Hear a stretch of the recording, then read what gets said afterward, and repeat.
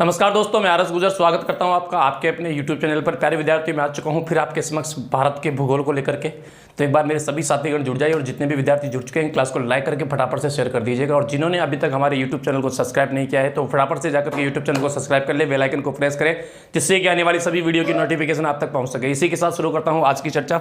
और जैसा कि आप सभी को पता है, हम प्रायद्वीपीय भारत के बारे में बात कर रहे थे, उसी को लेकर के आज अपना आगे चर्चा करने वाले हैं। तो प्रायद्वीपीय भारत के बारे में अपनी बात चल रही थी। प्रायद्वीपीय पठारी प्रदेश भौतिक प्रदेश चल रहे थे और भौतिक प्रदेशों में हम बात कर रहे थे प्रायद्वीपीय पठारी प्रदेश की। और प्रायद्वीपीय पठारी प्रदेश की जो पर्वतमालाएं थी, पर्वत श्रृंखलाएं थी, उनको लेकर के हम चर्चा कर रहे थे, जिसमें काफ़ी कुछ अपन पढ़ चुके थे। तो एक बार दक्षिण वाला हिस्सा छाप लेते हैं भारत का, जो अपने काम में आने वाला है। ठीक है, ये लो सब। ठीक है, बात करें, यहाँ पर हमने पढ़ा था कि यहाँ से एक नदी गुजरती है, नदी का नाम है ताप्ती नदी। ठीक है, और यहाँ से लेकर के ताप्ती नदी से लेकर के यहाँ नीलगिरी की पहाड़ियों तक विस्तृत है। और उसके बाद यहाँ पर जो कौन सी पहाड़ियाँ आ गई थी दोस्तों, तो यहाँ आप सबको पता है नीलगिरी की पहाड़ियाँ, जिनके बारे में भी हम पढ़ चुके हैं। ये नीलगिरी की पहाड़ियाँ आ गई थी। और उसके बाद में यहाँ पर अन्नामलाई की पहाड़ियाँ,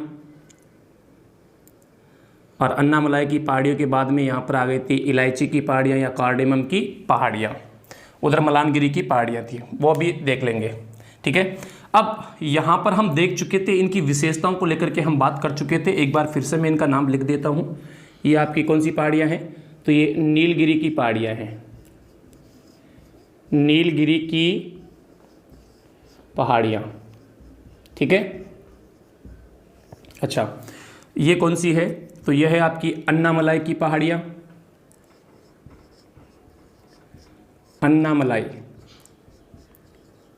अन्नामलाई की पहाड़ियाँ। और अगर हम बात करें तो यह है आपकी कौन सी पहाड़ियाँ, इलायची की पहाड़ियाँ। इलायची की पहाड़ियाँ, क्योंकि अभी इसके हम जो है दर्रे भी पढ़ने वाले हैं।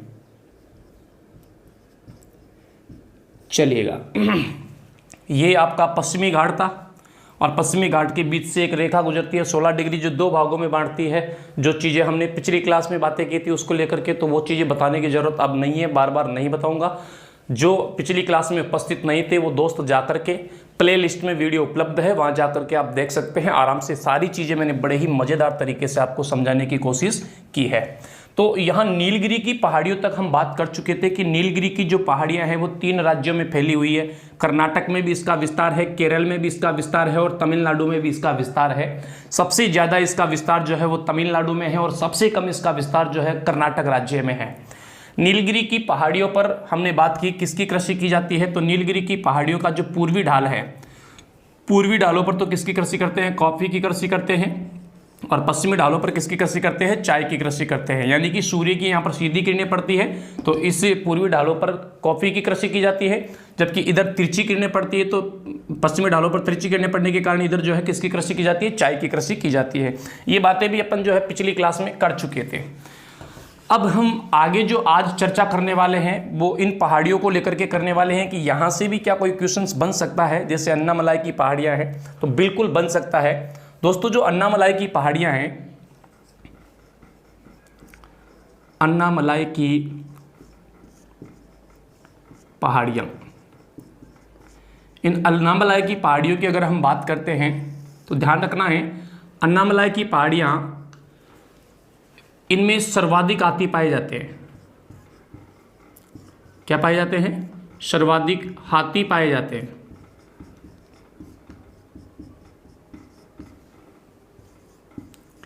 इस कारण इन्हें हाथी की पहाड़ियां भी कहते हैं। क्या कहते हैं, हाथी की पहाड़ियां। हाथी की पहाड़ियां भी कहते हैं, ध्यान रखना है। इनको क्या कहा जाता है, हाथी की पहाड़ियां भी कहा जाता है। इन अन्नामलाई की पहाड़ियों की सबसे ऊंची चोटी है सबसे ऊंची चोटी। देखो यहाँ पर अपन ने नीलगिरी की पहाड़ियों में पढ़ी थी, नीलगिरी की पहाड़ियों की जो सबसे ऊंची चोटी थी उसके बारे में बात कीजिए। जो दक्षिणी भारत की दूसरी सबसे ऊंची थी वो नीलगिरी की पहाड़ियों की सबसे ऊंची और दक्षिणी भारत की दूसरी सबसे ऊंची थी। इसकी सबसे ऊंची चोटी है अन्नामुदी 2695। अन्नामुदी या अन्नाईमुदी या अन्नामुदी, बात एक ही है, आप अन्नाईमुदी भी कह सकते हैं। और इसकी ऊंचाई कितनी है? इसकी ऊंचाई है 2695 मीटर। ये अन्नाईमुदी दोस्तों दक्षिण भारत की सबसे ऊंची चोटी भी है। दक्षिण भारत की सबसे ऊंची चोटी, सबसे ऊंची चोटी। दक्षिणी भारत की सबसे ऊंची चोटी कौन सी है? अन्नाईमुदी। ध्यान रखना, मैं नाम जो बोल रहा हूं ध्यान से समझना। अन्नाईमुदी कह दो, अन्नाईमुदी कह दो या अन्नाईमुदी कह दो, बात एक ही है। और इसकी ऊंचाई है 2695 मीटर और ये दक्षिण भारत की सबसे ऊंची चोटी है। उत्तर भारत की कौन सी हो जाएगी? K2 हो जाएगी, जो भारत की भी सबसे ऊंची है। मध्य भारत की कौन सी होगी? तो मध्य भारत की हमने पढ़ी थी अरावली पर्वतमाला में 1722 मीटर गुरु शिखर होगी। और दक्षिण भारत की कौन सी होगी? तो दक्षिण भारत की आपकी होगी अन्नाईमुदी। जबकि दक्षिण भारत की दूसरी सबसे ऊंची कौन सी थी? जो नीलगिरी की पहाड़ियों में हमने पढ़ी थी, डोडा बेटा। नीलगिरी की पहाड़ियों में जो तमिलनाडु में स्थित है डोडा बेटा, वो दूसरी सबसे ऊंची थी। तो उसके बारे में हमने बात कर ली थी कल की क्लास में। जो कल की क्लास में नहीं थी वो जाकर के देख सकते हैं। उसके बाद में हम बात करते हैं इलायची की पहाड़ियों के बारे में। और इलायची की पहाड़ियां, इनको कार्डेमम की पहाड़ियां भी कहते हैं, ध्यान रखना। इन्हीं को क्या कह सकते हैं आप? कार्डेमम की पहाड़ियां।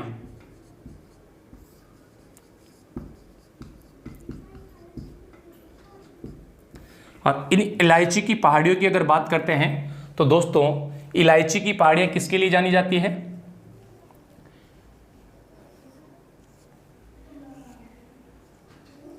इलायची की पहाड़ियां है कहां पर? केरल में। ठीक है। किसके लिए प्रसिद्ध है? मसाला उत्पादन हेतु प्रसिद्ध। मसाला उत्पादन हेतु प्रसिद्ध। और मसाले में मुख्यतया काली मिर्च, छोटी इलायची इत्यादि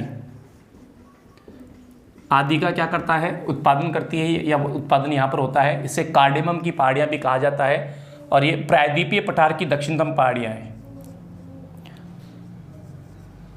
प्रायद्वीपीय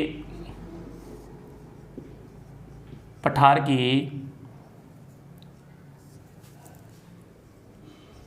दक्षिणतम पहाड़ियाँ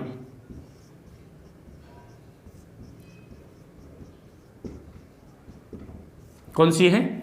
इलायची की पहाड़ियाँ हैं। और इन इलायची की पहाड़ियों की सबसे ऊंची चोटी है अगस्तमलाई। सबसे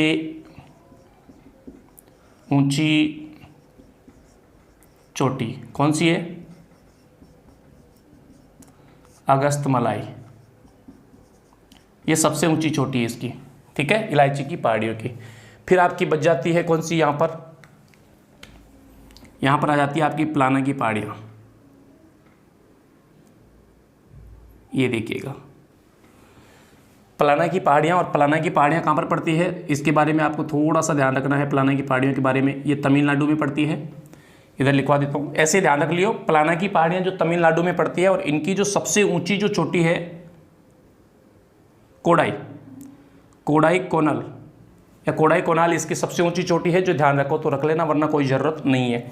तो फिलहाल इसको मैं यहाँ से मिटा देता हूँ, क्योंकि यहाँ पर अपने को और चीज़ समझनी है, इसलिए मैं उसको नहीं लिख रहा हूँ। और वो इतनी इंपॉर्टेंट चीज़ भी नहीं है। ठीक है, एक बात ध्यान से समझना। हम बात कर रहे थे यहाँ पर पश्चिमी घाट को लेकर के। सबसे पहले हमने अरावली के बारे में पढ़ा, अरावली के बाद में विंध्याचल के बारे में, फिर सतपुड़ा के बारे में, फिर सतमाला के बारे में, प्रायद्वीपीय पठार के अंतर्गत अपन ने देखा। और उसके बाद हम पश्चिमी घाट को लेकर के चर्चा कर रहे थे। प्रायद्वीपीय पठार में जो पश्चिमी घाट की अपन बात कर रहे थे, पश्चिमी घाट में अपन पश्चिमी घाट की बात कर चुके थे। पश्चिमी घाट को 2 भागों में बांटने वाली रेखा 16 डिग्री उत्तरी अक्षांश थी, जिसने 2 भागों में डिवाइड करती है। क्योंकि पश्चिमी घाट को सह्याद्री भी कहते हैं, तो वो उत्तरी सह्याद्री और दक्षिणी सह्याद्री 2 भागों में इसको डिवाइड करती है।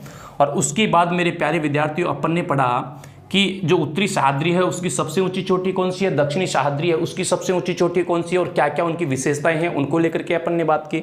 उसके बाद में हमने बात की नीलगिरी की पहाड़ियों के बारे में, कि नीलगिरी की पहाड़ियाँ कितने राज्यों में फैली हुई है। 3 राज्यों में इसका विस्तार है, केरल में, तमिलनाडु में है और कर्नाटक में। सबसे ज़्यादा तमिलनाडु में इसका विस्तार है और सबसे कम इसका विस्तार जो है वो कर्नाटक में है। उसके बाद हमने बात की कि नीलगिरी की पहाड़ियों की सबसे ऊंची चोटी डोडा बेटा जो तमिलनाडु में स्थित है। और उसके बाद आज अपन देख रहे हैं, वो देख रहे हैं अन्नामलाई की पहाड़ियाँ। अन्नामलाई की पहाड़ियों की अपन ने बात की सबसे पहले कि जो अन्नामलाई की पहाड़ियाँ हैं ये सर्वाधिक, मतलब इसमें सर्वाधिक हाथी पाए जाते हैं। और सर्वाधिक हाथी पाए जाने के कारण मेरे दोस्तों अन्नामलाई की पहाड़ियों को हाथी की पहाड़ियों के नाम से भी जाना जाता है। और इन अन्नामलाई की पहाड़ियों की जो सबसे ऊंची चोटी है उसका नाम है अन्नाईमुडी या अन्नामुदी या अन्नाईमुदी, बात एक ही है, ठीक है। अन्नामुदी, अन्नाईमुडी या अन्नामुदी, बात एक ही है, ठीक है। और इस चोटी की ऊंचाई है 2695 मीटर। कितनी है? 2695 मीटर। अब ये अन्नामलाई की पहाड़ियों की सबसे ऊंची चोटी है, साथ ही दक्षिण भारत की सबसे ऊंची चोटी भी है। दक्षिण भारत की सबसे ऊंची चोटी भी है, जबकि दक्षिण भारत की दूसरी सबसे ऊंची चोटी कौन सी थी? डोडा बेटा थी, जो कल हमने पढ़ा था नीलगिरी की पहाड़ियों में। अच्छा, उसके बाद हमने बात की इलायची की पहाड़ियों की। ये इलायची की पहाड़ियाँ केरल में स्थित है, ये भी केरल में है, ध्यान रखना। ये भी कहाँ पर है?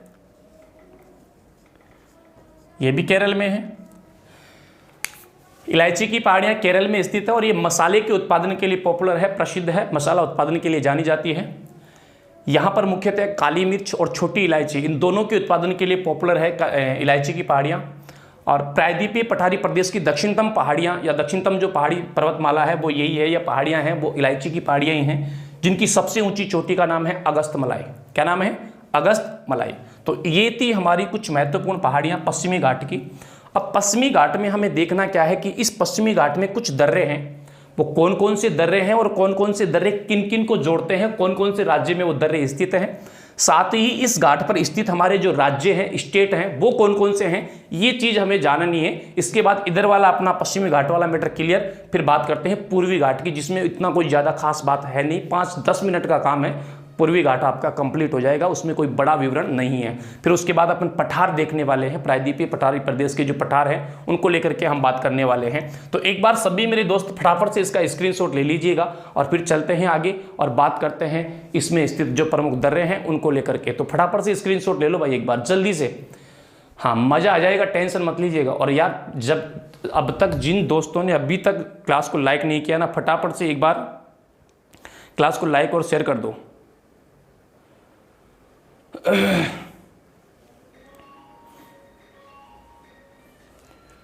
चलिए मिटा देता हूं और आगे चलते हैं और बात करते हैं कि और क्या चीज़ हमें यहाँ से ध्यान रखनी है। तो देखिएगा, पश्चिमी घाट के दर्रे क्या देखना है? पश्चिमी घाट के दर्रे अपने को देखना है। चलो देख लेते हैं।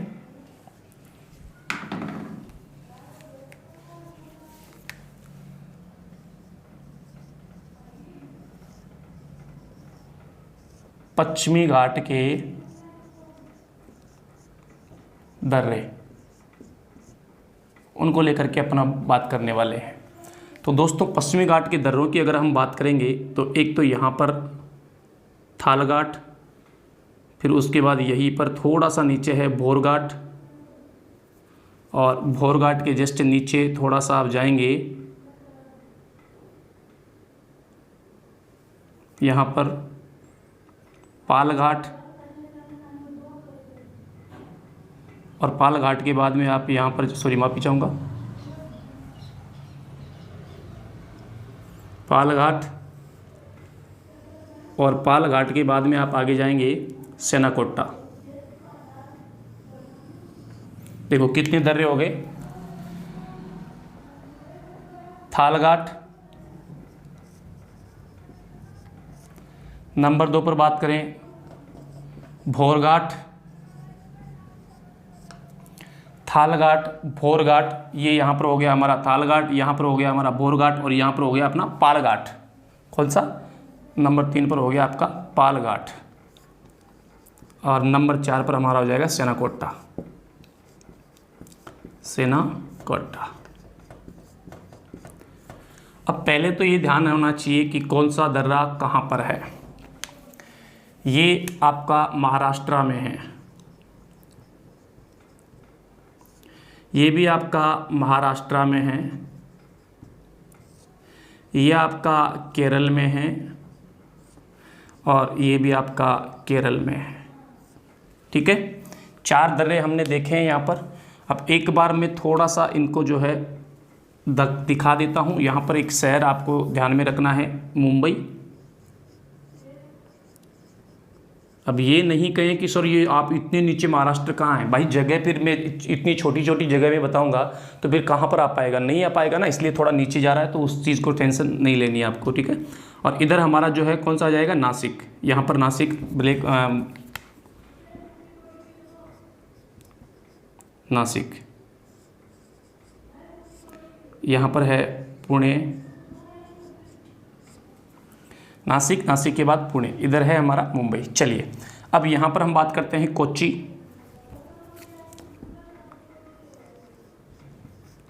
कोच्चि, और नीचे हम बात करते हैं,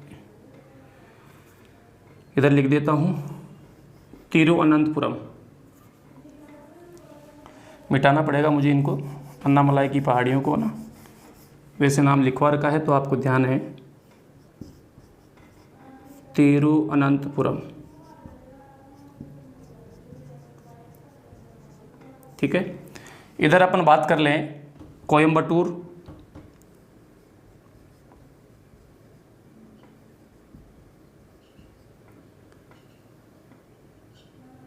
और शिवकाशी, मदुरई, शिवकाशी, जिसको मदुरई भी कहते हैं। अब देखो कौन किसको किससे जोड़ता है। मुंबई को नासिक से जोड़ने का काम कौन करता है, मुंबई को नासिक से जोड़ने का काम करता है थालघाट। अच्छा, इसी मुंबई को पुणे से जोड़ने का काम कौन करता है, भोरघाट। कोच्चि को कोयम्बटूर, कोच्चि को किससे, कोयम्बटूर से। वहाँ पर कोयम्बटूर नहीं है, कोयम्बटूर यहाँ पर है ना, समझ रहे हो ना आप मेरी बात को, तमिलनाडु में। तो कोयम्बटूर को जोड़ता है यहाँ से, ये जो बीच में से ये जो रास्ता है, ये पहाड़ियाँ हैं और ये नीलगिरी की पहाड़ियाँ हैं और ये अन्नामलाई की पहाड़ियाँ, इन दोनों के बीच का जो तंग रास्ता है, इसको हम क्या कहते हैं, इनको हम कहते हैं दर्रे। ठीक है ना, तो ये इन दोनों के बीच का जो मार्ग है, ये किनको जोड़ता है, तो कोयम्बटूर को कोच्चि से जोड़ता है। जबकि जो तिरुवनंतपुरम है, इस तिरुवनंतपुरम को किससे, शिवकाशी या मदुरई से जोड़ने का कार्य जो है वो कौन करता है, वो करता है आपका सेनाकोट्टा। तो ध्यान में समझ में आ जाना चाहिए आपको। 4 यहाँ पर जो है मुख्य दर्रे आपको ध्यान में रखने हैं। पश्चिमी घाट के प्रमुख दर्रों की अगर हम बात करते हैं तो टोटल 4 हैं, और वो 4 कौन कौन से याद रखने हैं, थालघाट, भोरघाट, पालघाट, सेनाकोट्टा। ध्यान रखना फिर से, थालघाट, भोरघाट, पालघाट और सेनाकोट्टा, जिसमें से 2 महाराष्ट्र में हैं और 2 केरल में हैं। 2 कहाँ पर हैं, महाराष्ट्र में और 2 केरल में हैं। अब यहाँ से क्वेश्चन हमसे पूछते हैं कि मुंबई से पुणे को जोड़ने वाला दर्रा है, या मुंबई से पुणे के लिए मार्ग गुजरता है, कहाँ से, तो ध्यान रखना है, मुंबई से पुणे के लिए भोरघाट से गुजरता है। मुंबई से पुणे के लिए कहाँ से गुजरता है, भोरघाट से। जबकि मुंबई से नासिक के लिए तो थालघाट दर्रा ये मुंबई से नासिक को जोड़ता है। कौन सा जोड़ता है, थालघाट किसको जोड़ता है, मुंबई से नासिक को। भोरघाट किसको जोड़ता है, तो भोरघाट मुंबई से पुणे को जोड़ता है। पालघाट किसको जोड़ता है, पालघाट कोच्चि से कोयम्बटूर को जोड़ता है। और सेनाकोट्टा किसको जोड़ता है, तो सेनाकोट्टा तिरुवनंतपुरम से शिवकाशी या मदुरई को जोड़ता है दोस्तों। तो 4 दर्रे, चारों किस किस को आपस में जोड़ते हैं, ये हमारे पश्चिमी घाट के दर्रे हो गए। इनसे बाहर आपका कोई क्वेश्चन नहीं होगा। और मेरे हिसाब से अगर आप मन लगाकर देख रहे हैं, अच्छे से समझ रहे हैं, तो आपको ये चीज़ समझ में भी आ गई होगी। ठीक है ना। और ये भी ध्यान रखना, देखो इलायची की पहाड़ियाँ और ये अन्नामलाई की पहाड़ियाँ, इन दोनों के बीच से कौन सा गुजरता है, तिरुवनंतपुरम दर्रा है। जबकि ये अन्नामलाई की पहाड़ियाँ और नीलगिरी की पहाड़ियों के बीच में से कौन सा गुजर रहा है, तो आपको ध्यान होना चाहिए पाल घाट है। तो ये अच्छे से आपको ध्यान में होना चाहिए इनके बारे में। और मेरे हिसाब से अगर ये चीज़ आपने अच्छे से समझी है तो सारा जो है आपका सारा का सारा कन्फ्यूजन दूर हो चुका होगा। तो एक बार इसका भी स्क्रीनशॉट आप ले लीजिएगा, बहुत मज़ेदार चीज़ आपको मैं बताते चल रहा हूँ। और आगे चीज़ें इसकी अपन जानेंगे अभी कि और क्या क्या चीज़ें हमें यहाँ से ध्यान में रखनी है। पर भाई लाइक और शेयर, और चैनल को जिन्होंने अभी तक सब्सक्राइब नहीं किया ना, वो फटाफट से एक बार चैनल को सब्सक्राइब जरूर कर लो। चलो जल्दी से। चलिए, ठोक लिया होगा आपने, ठोक लिया गुरुजी। चलिए आगे चलते हैं। आप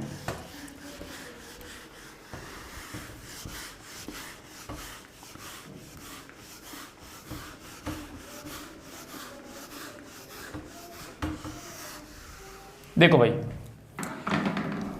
हम बात कर रहे थे इस पश्चिमी घाट को लेकर के। वैसे मैं पहले बता चुका हूं, जब अपन ने भारत का भौतिक प्रदेश पढ़ा था, सॉरी जब भारत के बारे में हम जान रहे थे, भारत के राज्यों के बारे में जब जान रहे थे, तब मैं बता चुका हूं। फिर भी मैं बताना चाहूंगा पश्चिमी घाट पर, पश्चिमी घाट, इस पश्चिमी घाट पर जो राज्य विस्तृत हैं भारत के, कितने राज्य उनका विस्तार यहां पर है। तो एक छोटी सी ट्रिक आपको ध्यान रखनी है, पश्चिमी घाट पर स्थित भारतीय राज्य, स्थित भारतीय राज्य, भारतीय राज्य, चलो कौन कौन से हैं। तो एक छोटी सी ट्रिक आपको ध्यान रखनी है, गुम है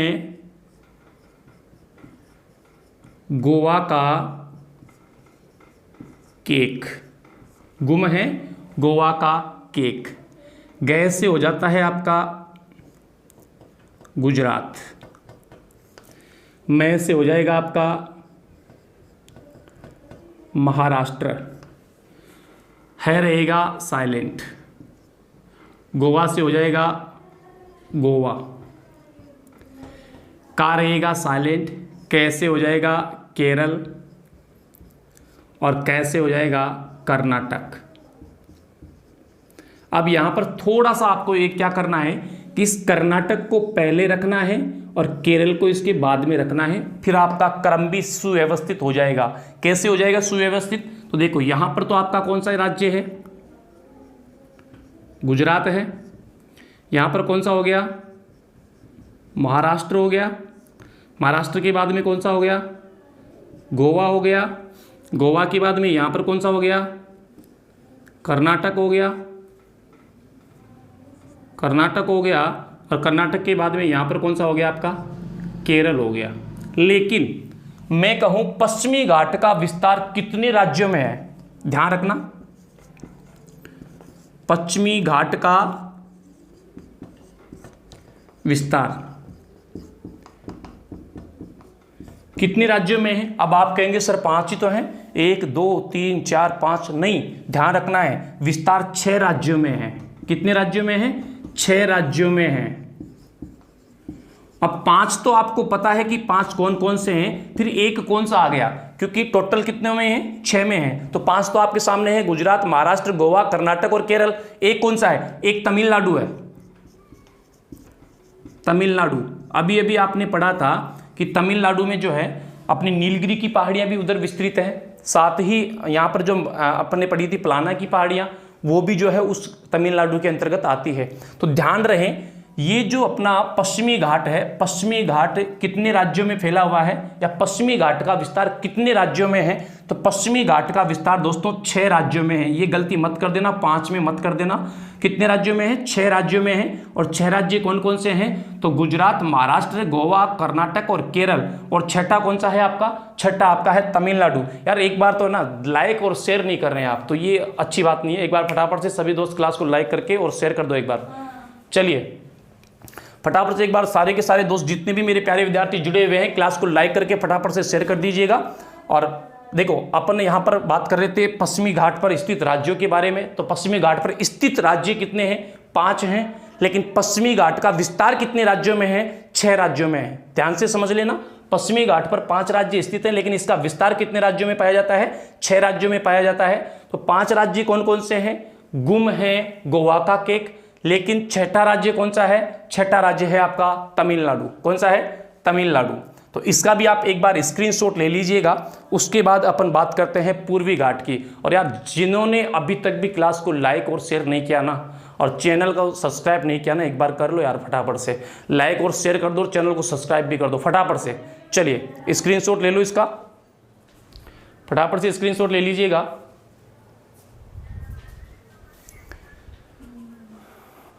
चलिए इसी के साथ आज के लिए इतना ही बहुत है। मिलते हैं फिर ब्रेक के बाद। सभी प्यारे विद्यार्थियों को नमस्कार, राम राम साहब।